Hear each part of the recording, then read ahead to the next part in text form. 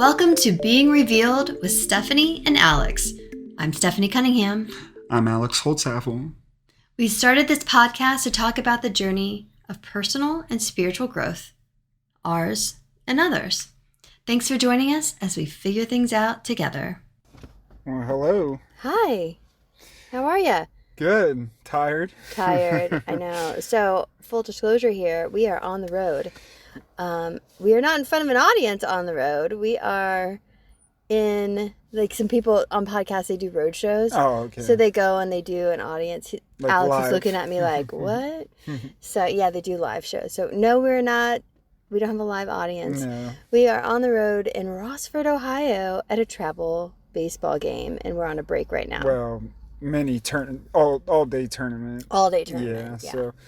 So we had 2 games and have a 4-hour break in between the third. There could have been a fourth, but it's not looking like our team is going to make it to the championship. So No. they're struggling, but it's the first thing of the season, the first tournament, and it's indoor, so it's, Yeah. and plus I think a lot of the kids probably had to wake up at like 5:30 in the morning just to get here. So Next week will be better. It'll be in town, so it should be good. Well, So. let's hope. I know. Fingers crossed.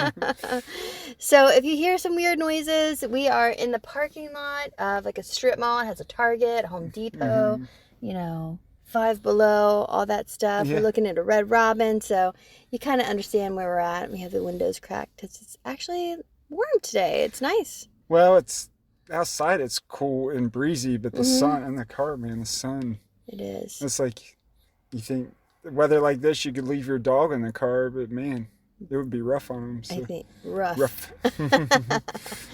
Yeah. Speaking of which, we left Butters, Yeah. our 1-year-old puppy, with my mom Yeah, on her birthday. on her birthday, which I think she really wanted to do Yeah. that. She wanted her like grand pup. Right. But so far seems like it's working out good. It's going Yeah. to be the longest he's been with anyone else. Yeah. So Yeah. Hopefully he doesn't think we're leaving him forever. no, I don't think he would think that. No, we're projecting. It'd be worse if we left him at home by himself. So Yeah. Yeah, for sure. he's around people that he loves. So. He's happy. Well, today we are going to be talking about how to support your loved one when they're struggling with mental health. Yeah.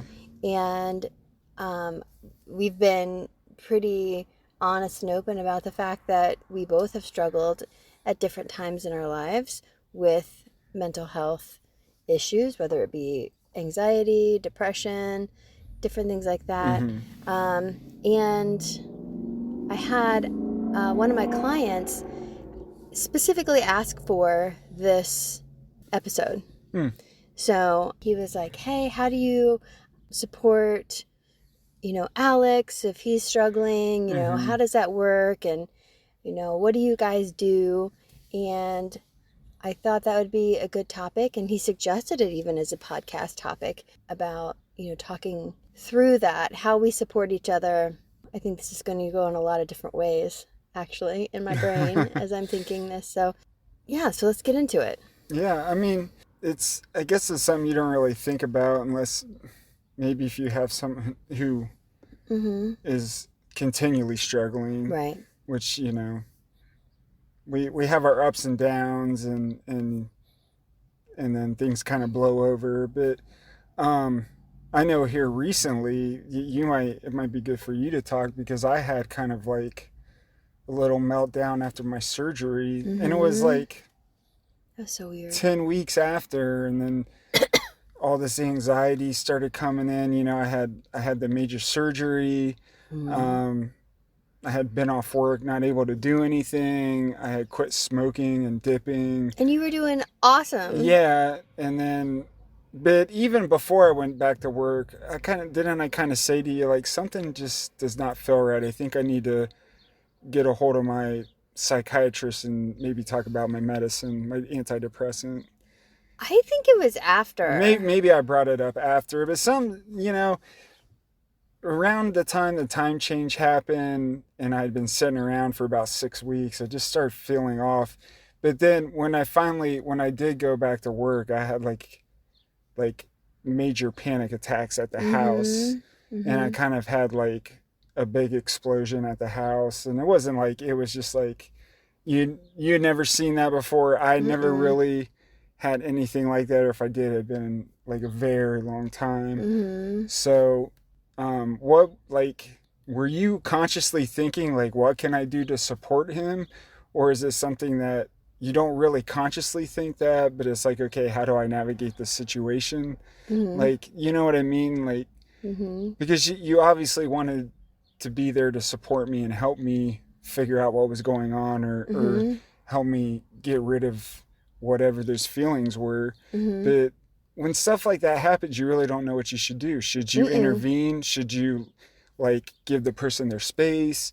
Should you just be there for them to vent and listen to them? Like, you know, what do you think about that? Like, well, so there are a couple different things there. In that specific moment when you had the panic attack at the house, that little, you know, explosion, as you said, and it was something completely new and different that I hadn't seen, you know, and we had the dog and the 11-year-old there, and I was like, okay, I think we just need to, in that specific moment, it was like, okay, we just needs to give you space, like, because I think I went into detail later on about a bunch of the stuff that was going on. Yes. So in that specific moment, I did not get mad, I didn't get frustrated, I didn't get like, because I knew you had mentioned that you were starting to have some anxiety and had some little panic attacks.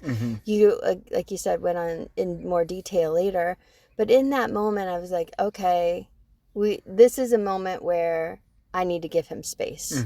So we just went for a walk. Yeah. Right?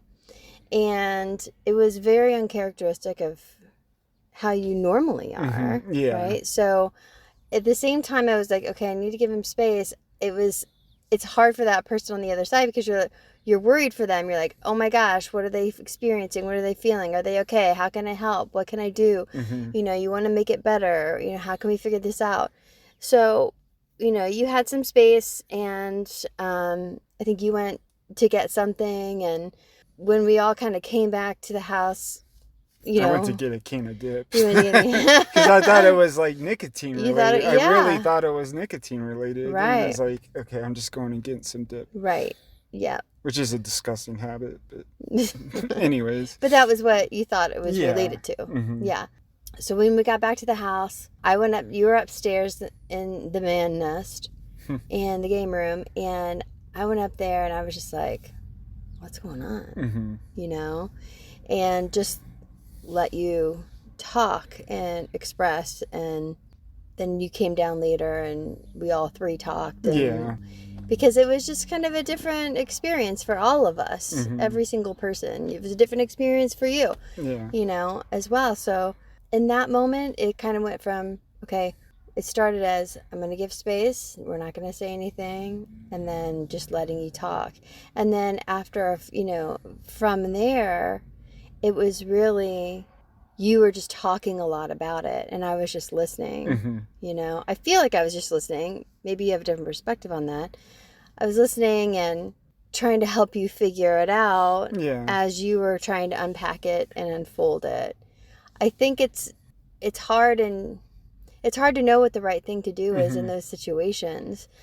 I've learned that the best thing to do is just let the person express what they want to express. Yeah, and I don't think any situation is the same. And I think I might have been feeling at that time like I didn't want to talk about it at that time. I didn't really understand what was going on. I didn't understand why I was feeling that way or why I had an outburst.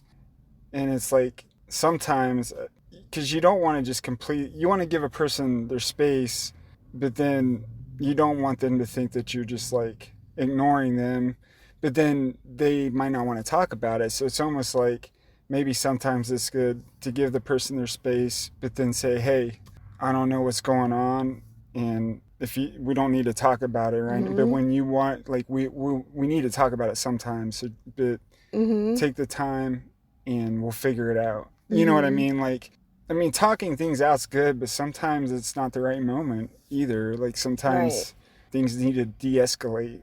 Right. But so I guess it just depends what's going on, you know. And sometimes there is a heightened level of worry, like if it was, say, if I kept acting out like that, you know, say it wasn't just like a quick like 5-second outburst or something.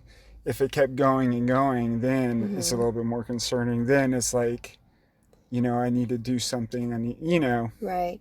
Or if the outburst was directed at me or Kyle or, you know, or some other person. It wasn't. No, it was just, I mean, it was your poor phone took the brunt of the frustration. But it wasn't a situation where, like, you were yelling at us or you were, you know, there wasn't an outburst at us. No. You know, and if that were the case, that would have been a different situation. Yeah, that might need to be addressed. Like, hey, yeah, I don't know. And there was a situation where you got upset.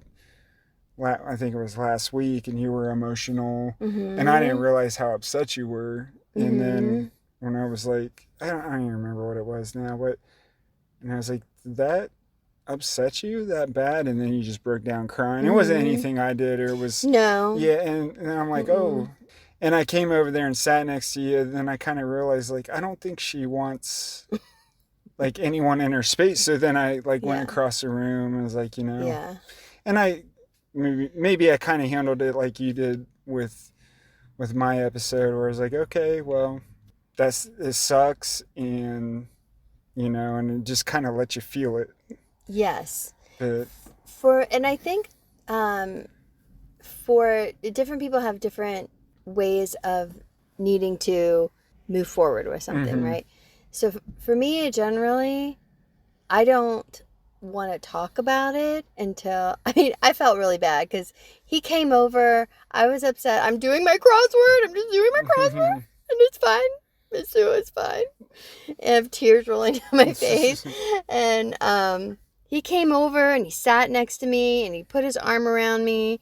And I did not receive the physical touch there. But that didn't bother me. I didn't lean in. Because I know what it's like to be, like, feeling like you just don't want that affection because of it. But I also know that you, at that time, that's not what you needed. Right. You just kind of needed to feel it. I just needed to feel it. And that's, for me, that's many times what needs to happen. And I think everybody's kind of different, right? So, like, I need to feel it, whether it's a depressive state, whether it's an anxious state, you know, I need to work it out in my head, you know, or in my body. I just need to feel it and feel it through. And, you know, I've learned that it's best for me to communicate what's going on to the people around me. So I'm feeling this way. If I get sassy, it's not directed at you. I'm moving through this, and I'm going to try not to do that to you because it doesn't have anything to do with you. Which, that's something that, for whatever reason, when you vent and you're not like, and I know you're not like angry with me, you're like angry for some reason. I want to personalize it, and like, I can imagine, you know what I mean? It's right. Like I feel like a narcissistic side wants to come out and like turn around, and I can't think of the term, but like, oh, she's trying to make me feel bad, so I want to make her feel bad. Or, you know what I mean? Sure. Like, reflect, like, but that's not what's going on at all. And I know that you're not trying to do that either. It's just for some reason, like, it's like, okay, someone's loud and angry, I have to take it personal. Right. And it's like, I have to learn that you're just like expressing what's in you, and it's not directed at anyone.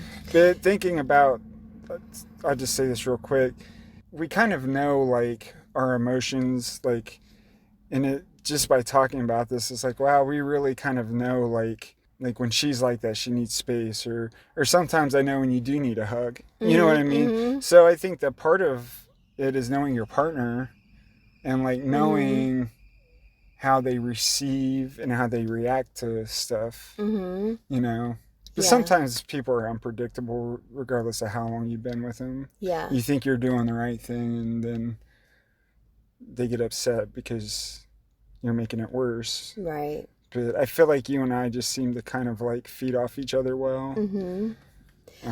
I will say that he, was mentioning that when I get angry and vent, I am a loud, passionate person.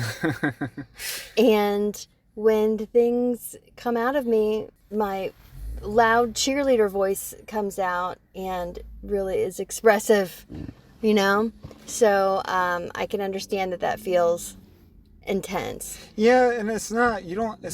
But I'm never yelling. You don't scream. At you. I think it's the intensity. It's almost like I can feel like the energy. Yeah, so it's not like you're screaming. I think it's just like the intensity behind it, and like, and you don't get like that a lot too. So it's like, Yeah. Like, yeah, so it is intense, and I was a lot more intense in my younger days, but then I found meditation and Reiki and all these wonderful things. So to your point though, I think that us knowing ourselves is hands down the best thing that we can do for that situation, right? So if someone does have mental health struggles, anxiety, depression, bipolar, whatever it might be, getting to know yourself, I think, is really key. And keeping your, it's an emotional thing for sure, but trying to bring some loving detachment into that for what you're going through, I think can be really helpful.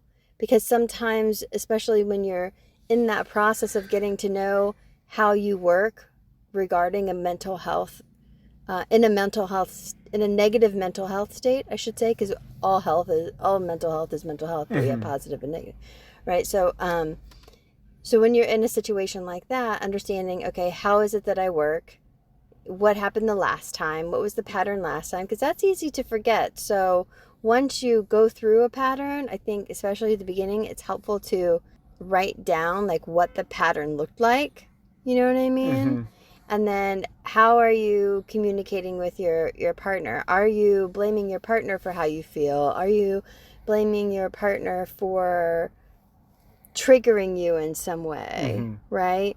And I think taking the time to look back through and journal on that and say, is this really true? Did they really trigger me? Or was I in this space and I was wanting to be triggered so I could explode and get it out? Does that make sense? Yeah. Because sometimes you feel it. You're just waiting for one little thing to happen so you can pick a fight and get it out. Right? Yeah. So you're saying, which this is kind of different too, as far as like you're saying, like the more you know yourself, the more you can let your partner help you navigate through it. Yeah. Yeah. Thank you. Yes. Thanks for let's tie in that bow. Thank you. But yeah, the more you understand yourself, the more you can communicate, hey, I just need some time right now. And you're really good at doing that. I just need, I'm going to spend the evening hanging out by myself. You're good at communicating what it is that you need, and understanding that we can be alone in the same house. You know what I mean? Not that we want to do that all the time. That's just for us. We don't want to do that all the time, but it's important that we all get the type of alone time that we need. Yeah, and that can turn around and affect the other person though, because you might have someone who's kind of struggling emotionally and they're just like, I want to be alone, I want to be alone. Well, then the other person starts to develop emotional stuff because they're being shut out. So it's like it can be turned into a vicious cycle where. That's a great point. So it's like, there's times where I think I might want to spend the evening alone, but it's like, the last night or a couple nights I've kind of done my own thing. I just need to try to, and then it's like, well, I'm glad I did that. You know, Right. sometimes you kind of have to force yourself to do things that you don't want to do. And then when you do it, you're like, wow, I'm glad I did that. Mm-hmm. But as far as like going back to my thing, so that first instance, you know, we talked about, but then it kind of took like a month or so to really like get things kind of smoothed out a little bit, because the whole thing was just weird. Because I ended up actually, I felt so horrible, like internally, like is the worst anxiety ever, that I reached out to my employee assistance program and got involved with their counseling, because I didn't know what to do. I'm like, I don't know, like, what's going on, and then change the antidepressant. But then, like, in between all that, I was still having, like, there was that one night we were walking Butters and my heart rate jumped up to like 180. Right. And then we got home and I like kind of started dry heaving. So through all that stuff, you never like, you really stay calm through it. And, you know, you seem concerned, but it wasn't like you weren't like, you need to do this or you need to do that. You need to figure this out, because that doesn't help either. No. Even though, and sometimes you might think like you're offering solutions, but it's not really helpful, you know, but you also knew I was taking steps to try to, Yes. so that's different too. Yes. So as much as you might have wanted to be like trying to control it or trying to direct it, you just kind of stayed back because you knew that I was taking steps to try to get it. So you might not have been calm, but you seemed calm and just like was like, I'm just going to let this play out, you know? So I think that's important too, is not to be trying to control the situation. Yeah. Now, if someone is like, that's another thing though too, if someone is on this rabbit hole for a couple months and they're just sitting around, they're not trying to get better, then maybe you need to act. Yeah. And be like, look, we need to do something. Right. Because this isn't fruitful, it's not sustainable. So it's just really iffy. Like, it depends on what's going on. I don't think any situation is the same, you know? It's not. It's not. There's No. a time to act, there's a time not to act, there's a time to be affectionate, there's a time to love from a distance. But I think, like you said, knowing yourself, knowing your partner, I think that, and telling your partner, I think, what you need in the moment, right? So sometimes we think they should just know what we want, or they should just know what to do. And because every time is different, you know, you might need something different every time. You know, I think when you sat down and you put your arm around me and I just wasn't receiving it, I mean, it was obvious, right? I could have said to you in that moment, for example, I could have said, you know, I don't really want... get your hands off me. Right. Get your darn hands off me. Right. I could have said, like, you know, I appreciate it. I just kind of want some space right now, you know? And then the person, so like, that would be the responsibility of the person who's experiencing the feelings, right? And then the responsibility of the person not having that moment is to just receive that information without feeling right, without getting upset, right? Well, yeah, because then that can turn around and it's very easy to be like, oh, okay, you don't want me to comfort you, well, and then you act like you're the victim. Right. You know, it's so easy to do that.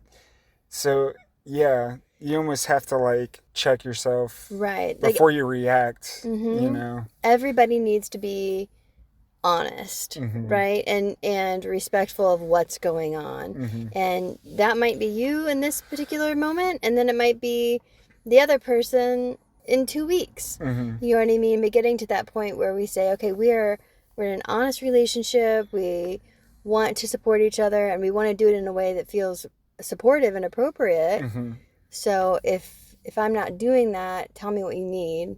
And we agree that nobody's going to get upset about it, that we're going to just come back and talk about it later. Yeah, and it can be hard not. You can act like, okay, you know, and you can play it off like, or you can do a good job respecting it, and then you go elsewhere, and then you can you start Yeah, you stir on thinking, it. yeah, you're like, oh, she don't want my support. But it's not, it's really like, important not to like analyze it or, Right. you know, sometimes people just, they need that moment, like I said, just to feel it Just to and not feel. have anyone around them, and it's nothing personal. So, Right.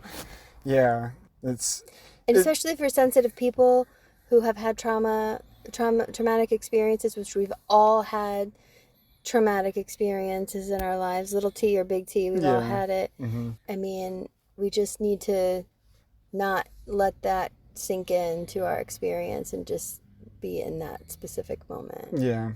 It can be hard. We gotta talk ourselves Well, out it of is. It's all, emotions are hard. So Yeah. it doesn't matter. It's hard not to project or Mm-hmm. personalize or, but yeah, I guess that's the biggest things that I got out of this, just talking about this, is really like knowing yourself, knowing your partner, knowing each other emotionally, because that can really like, that can guide you how to be of support, because it's not always going to be the same. Yeah. And I do want to say one more thing, because I've noticed this in a relationship that is close to me. Mm-hmm. There's a lot of blaming each other, especially when the one person is upset. The expression to that other person is, "This is your fault. Mm-hmm. This is your fault. You are the root cause of everything bad in my life." And that is not accurate, right? Yeah. But in those moments of expression, that's where they go, because that's the person that's closest to them. Well, yeah, That's a 'cause person, they right? don't want to take responsibility or, Right. And I think that's an easy place to go. yeah. That's an easy place to go for people in a relationship. Mm-hmm. You know, and I think that part of knowing yourself is knowing that knowing if you do something like that as soon as those feelings pop up, to just really be aware of those and stop. Mm-hmm. Right? Because that's just going to heighten your emotions, that's going to heighten their emotions, you know, and it's not going to be a productive conversation. Well, yeah, and the example that you're sharing makes it sound like the person that's saying that doesn't care and doesn't want to change. But even for people who don't like hurting other people, it is very easy. You get frustrated, you get angry, and the first thing to do is blame. You want to blame someone, Right?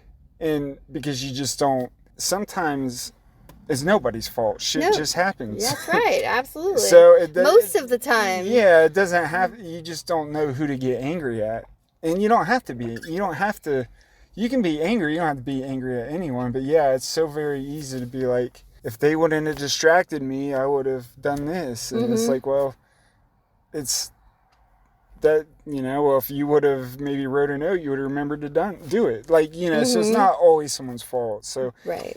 you know, if you do struggle with that, like, you know, start checking yourself when you start thinking like that, and just say, no, it's not. It doesn't have to be anybody's fault. Shit Right. just happens. Right. You know, so I also wanted to say too that if you don't know how to support your loved one, genuinely ask them, like, what can I do to support you? What can I do to help you? If you really don't know, and then, you know, maybe they don't know either. Maybe they don't know either. But yeah, just be like, what can I do? And it's not so much what can I do to make it better, what can I do to make you feel better, but it's like, what can I do right now to be of support? And that could be that could mean, what do you need to feel safe? What do you need to feel secure? What do you need to feel loved? Do you need to be alone? Do you need a hug? Do you, you know, what do you need? Ice cream. You need me to jump off a bridge. You need me to go buy a puppy for you. You know? Right. Yes, I need you to. Yes. I need Dairy Queen right now, specifically. No, I'm just kidding. And yeah, so I think that's great. And then if it's possible, if you're in a relationship and you're you're really trying to figure out how to support one another, and you're not really sure, like you don't have that language, you're not really sure what it is that you need, another thing that you can do besides ask, and that's step one, right? Go to couples counseling. Yeah, that's... and if say... you really do have trouble figuring each other out, Yeah, go to couples counseling and say, hey, we need to figure out how to support one another, or, we want to figure out how to support one another, or support one person in the relationship in this specific way. How can we figure out how to do that? And that's good, because sometimes you need that extra guidance. Yeah. For sure. All right. Well, this car is burning up. I'm sweating. I'm ready to get this game over with. I had like 30 minutes of sleep. I know. So, well, I hope you enjoyed the podcast from the Chevy Traverse. That's right. In Rossford, Ohio, on the road. As always, let us know what you think.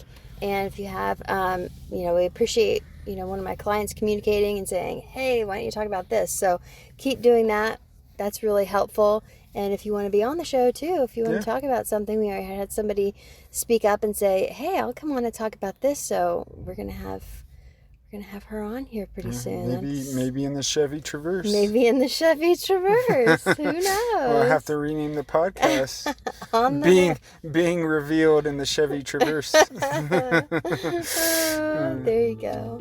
All right. Well, have a good one. See you.